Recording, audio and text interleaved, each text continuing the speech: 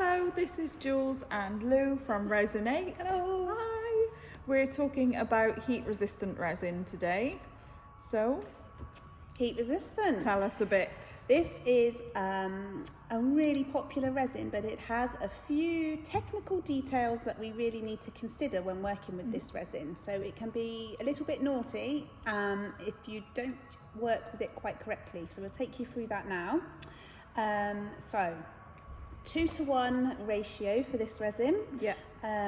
It is thicker than our casting resin fillet, so it has it feels a bit more gloopier. It does need to be warmed up. Yeah, you need to warm your part A. Yeah, in some recently boiled kettle water for 10 to 20 minutes to get the best the best results from it, if you like. Bubble free, and it mixes a lot nicer. And yeah. So you'll mix it up, you'll pour it into your mould, and a top tip is once you've poured it in your mould, you leave your mould to stand still. So don't move your mould at any time during the process, because it will create a rippled effect through the piece. So you must keep your mould nice and still.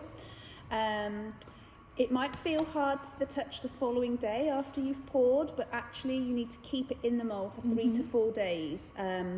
If you demould it before this time, it can shrink back on itself, and it has this kind of orange peel finish if you take it out of the mould too soon. So keep it in its mould, keep it nice and still. If you can, cover your pieces after you've poured as well, just to protect it from humidity. And keep the environment at a regular temperature. Around 18 to 23 degrees is a good temperature to work in. No sudden changes in temperature.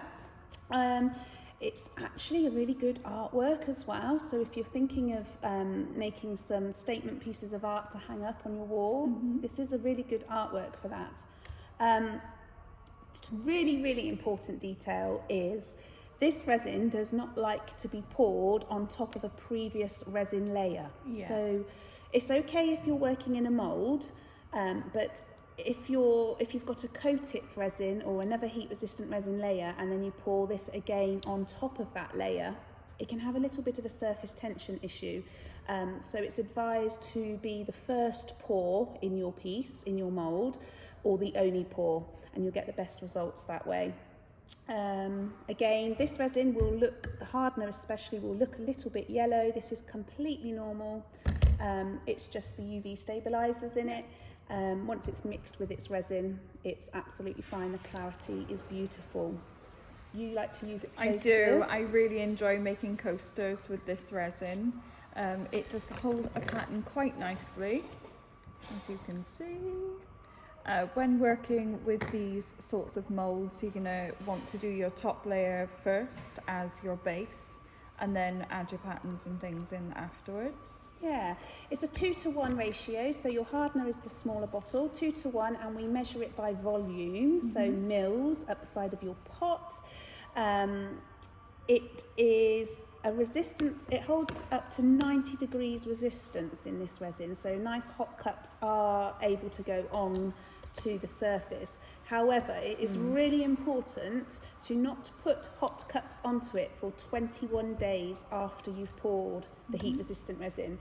So 21 days, it's still curing beyond what you can see. So although you've taken it out of the mould after 4 days... And it looks great, doesn't it? Yeah. It looks good to go. Yeah, just protect it for another couple of weeks, just to make sure that, you know, it's got all the properties are working exceptionally in it, and it's perfect, good to go. Particularly important if you're selling for business, you need to tell your customers not to pop hot things on it quite so quickly. So yeah, really beautiful.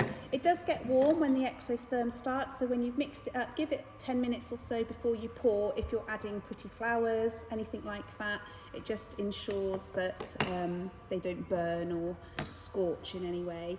Yeah, it's a really, really lovely resin. Lovely and glossy. Yeah, really nice and glossy. So the key things to remember: heat, humidity, and keep it in the mould nice and still. I like to pour where I'm going to leave it, so even just dragging a mould from one part of the table to another can cause that rippling, so I like to be mindful of that when I pour. Yeah? Great, thanks. Okay, bye. Bye.